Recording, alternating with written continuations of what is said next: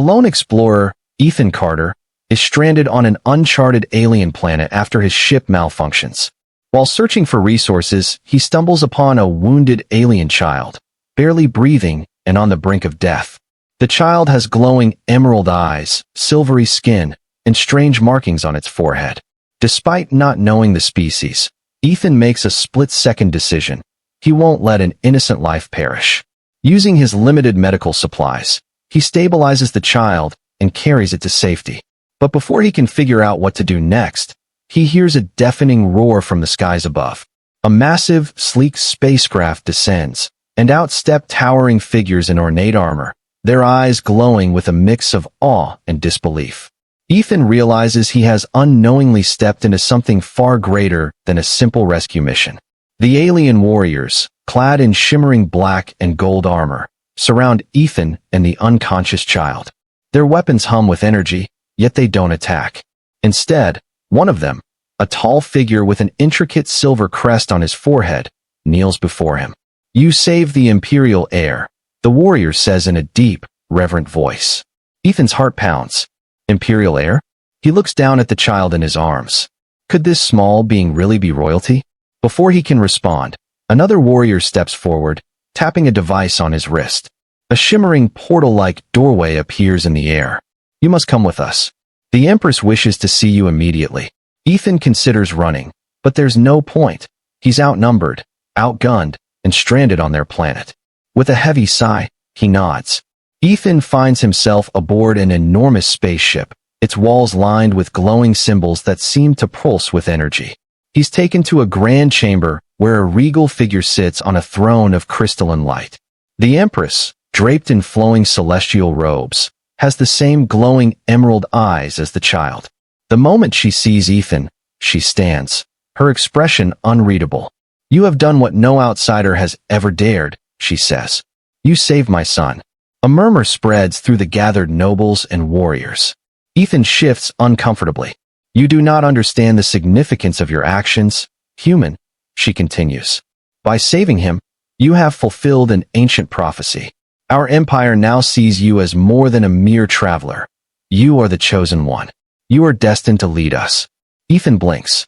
Let an entire alien empire?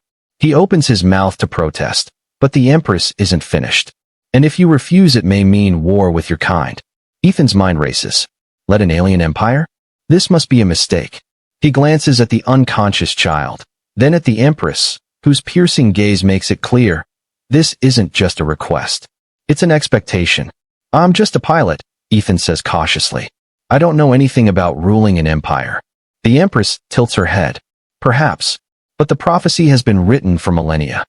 One from beyond the stars shall save the heir, and in doing so, become the hand that guides the empire's future. The people believe in it. If you reject this, they will see it as betrayal." Ethan's stomach tightens. He can already feel the weight of 1,000,000,000 expectations pressing down on him. "And if I say no?" he asks. The Empress's expression darkens. "Our empire is vast, but fragile. Without a leader they believe in, factions will rise. Civil war will erupt. And if my people believe humans have stolen their destiny," she lets the words hang in the air. The implication is clear: war. Not just among themselves, but possibly against Earth. Ethan exhales sharply. He didn't ask for this. He only wanted to help a child, and now he's being thrust into galactic politics. But then, something unexpected happens. A weak voice murmurs beside him. Hero, the child, the Imperial heir, has awakened.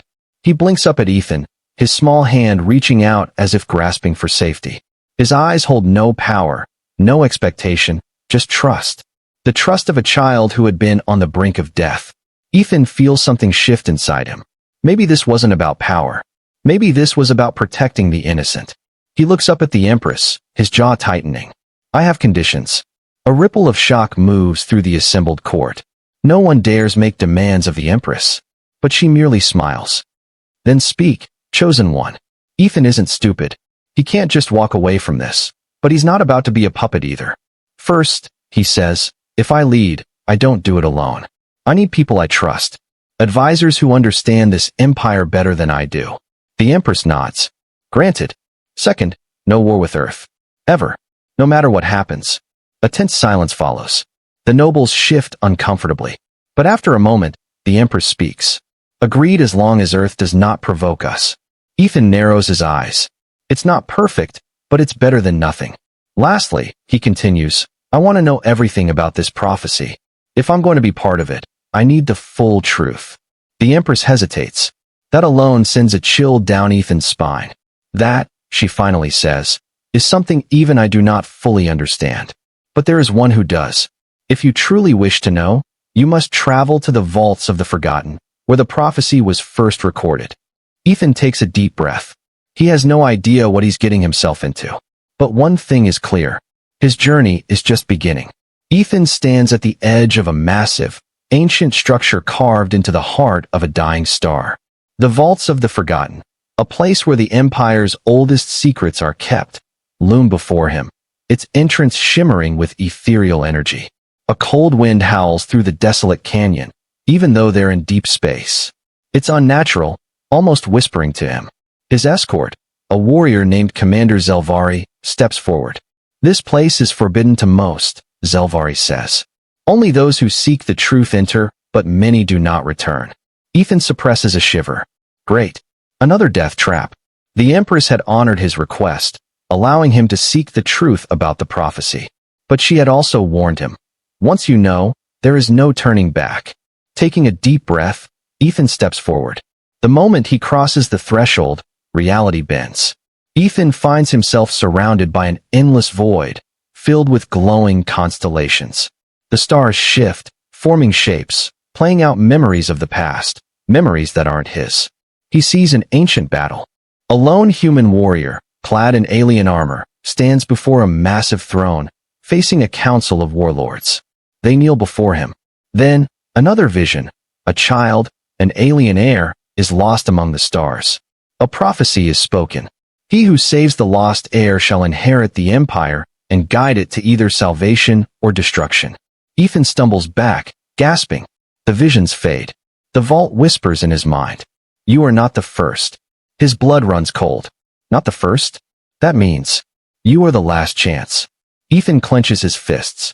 If the Empire was on the brink of destruction, if he truly had a choice in shaping its future, then he wouldn't let it fall. But he isn't the only one seeking power. As Ethan exits the vault, the Empire is already in turmoil. News of his claim to leadership has spread, and not everyone is happy. A secret faction, the Red Veil, believes Ethan is an outsider who has no right to rule. In the shadows, their leader watches. A traitor within the Empress's inner circle. The human must not sit on the throne, the figure hisses. The prophecy speaks of salvation or destruction. We shall ensure it is the latter. Assassins are already on their way. Ethan doesn't know it yet, but his greatest battle is about to begin. Ethan barely has time to process what he learned in the vault before danger strikes. The moment he returns to the Imperial Palace, the lights flicker. A sudden chill fills the air. Something is wrong. Zelvari, his loyal protector, tenses beside him. Get down, he shouts. A shadow moves. Blades of pure energy slice through the air, barely missing Ethan as he drops to the ground. A figure clad in blood-red armor emerges from the darkness. Their eyes glow like dying embers. An assassin of the Red Veil. Ethan scrambles back, unarmed. But before the assassin can land a killing blow, a thunderous explosion rocks the palace. The walls crack. The air fills with smoke. More assassins pour in. A coup has begun. Zelvari fights fiercely, cutting through the assassins with his plasma blade. But they are everywhere. Ethan sees guards loyal to the Empress falling one by one. The enemy isn't just here to kill him. They're overthrowing the throne. Through the chaos, a panicked voice reaches him. Ethan, this way. He turns to see Princess Caliera, the Empress's daughter, beckoning him through a hidden passage. The heir's older sister. Ethan hesitates. The Empress is still somewhere in the palace. He doesn't want to abandon her. But Caliera grips his arm. We have to go? They knew you would return. They planned this. Realization dawns. This wasn't just an assassination. The Red Veil has been waiting for him. The moment he stepped into the vault and confirmed the prophecy, they struck. He has no choice. If he dies here, the Empire is lost. With a final glance at the burning palace, Ethan escapes into the unknown. Ethan, Caliera, and Zelvari regroup on the outskirts of the Empire. They are fugitives now, hunted, outnumbered, but not defeated. Caliera turns to him. You wanted the truth? Well, here it is. The Empire is broken. If you don't rise now, the wrong people will take the throne, and they will burn everything in their path. Ethan exhales. He didn't ask for this. But fate doesn't care. If the Empire is to survive, it needs a leader. And whether he likes it or not, that leader is him. Ethan stands in the ruins of an abandoned outpost, staring at a galactic map flickering on a holotable. The Empire is crumbling. Cities have fallen under Red Veil control. Loyalists are scattered. The Empress is missing, presumed dead. But there's a sliver of hope. A distress signal. A faint transmission, encoded in the royal cipher. This is Empress Seraphis. If you are receiving this, I am alive. The Empire must not fall. Seek the Silent Armada, they will aid you. The signal cuts out. Zelvari's jaw tightens. The Silent Armada? That's a myth. They vanished centuries ago. Caliera shakes her head. No, my mother wouldn't send us on a fool's errand. If she's alive, we have to find her. Ethan clenches his fists. He thought escaping the palace was the hardest part. Now, he has to do the impossible. Find a lost armada, rescue the Empress, and rally an empire before the Red Veil destroys everything. Meanwhile, in the heart of the imperial capital, the leader of the Red Veil, Lord Malachar, watches from the throne Ethan was meant to take. The Empress still lives, a masked assassin kneels before him, and the human has escaped. Malachar's eyes glow a sickly gold. It does not matter. The people believe she is dead. We control the Empire now. The assassin hesitates. But if the Silent Armada is real, Malachar's hand snaps out. A burst of dark energy slams the assassin into the wall, crushing his body in an instant. There is no Silent Armada. He rises from the throne, his crimson cloak billowing. But if the human seeks it, I will burn every star in the galaxy to stop him. Ethan's journey leads him to the edge of the void, a desolate region of space where legends say the Silent Armada vanished. Here, space itself is broken. Ships disappear, time distorts, and reality bends. Navigating through asteroid storms and gravitational anomalies, Ethan finally finds something. A massive fleet, hidden behind a nebula cloaked in ancient technology. The Silent Armada is real, and they have been waiting. As Ethan's ship docks, the Armada's leader, a scarred, battle-worn commander, steps forward. His piercing gaze locks onto Ethan. So the prophecy was true. Ethan exhales, exhausted, determined. Will you fight with me? The commander studies him for a long moment. Then he speaks. That depends, human. Are you ready to become what this empire truly needs? Ethan stands before the Silent Armada's war council, a circle of grizzled commanders, exiled nobles, and hardened warriors. The fleet's leader, Grand Admiral Varos, narrows his eyes. You seek our help? Then prove you deserve it. Ethan expected this. The Armada wasn't going to blindly follow a prophecy. He would have to earn their loyalty. Varos activates a hologram, revealing 3 trials. The trial of strength, defeat an enemy warlord who has been terrorizing the outskirts. The trial of wisdom, navigate a deadly battlefield and retrieve a lost artifact. The trial of sacrifice, face a test where personal loss is unavoidable. Ethan sets his jaw. He has no choice but to face them. If he fails, the rebellion dies before it begins. The first trial takes Ethan to a war-torn planet controlled by Warlord Drax, a ruthless tyrant aligned with the Red Veil. His forces have enslaved entire colonies, using them as labor camps to build weapons for Malachar's rule. Ethan leads a daring strike team with Caliera and Zelvari, infiltrating Drax's stronghold. But they walk into a trap. Drax has been waiting for them. An entire battalion of enemy soldiers emerges from the shadows. So, Drax sneers. The so-called chosen one thinks he can challenge me? Let's see if you bleed like the rest. Ethan grits his teeth. If he wants the Armada's support, he needs to win this fight, no matter the cost. The battle begins. While Ethan fights for the Silent Armada's trust, Lord Malachar is already moving. The Red Veil launches a surprise attack on a key rebel stronghold. Thousands perish. Ethan's forces suffer their first major defeat. But the real horror comes when Malachar unveils his secret weapon, a terrifying bioweapon that doesn't just kill, it corrupts. Victims of the weapon don't die. They become part of Malakar's mindless army. And he has one message for Ethan. Run all you like, human. Soon, there will be nothing left to save. Ethan's heart pounds as he stands amidst the rubble of Warlord Drax's fortress. Smoke and fire fill the air. His team is battered, but victorious. Drax lies defeated at his feet. Kaliera wipes blood from her brow. That's one trial down.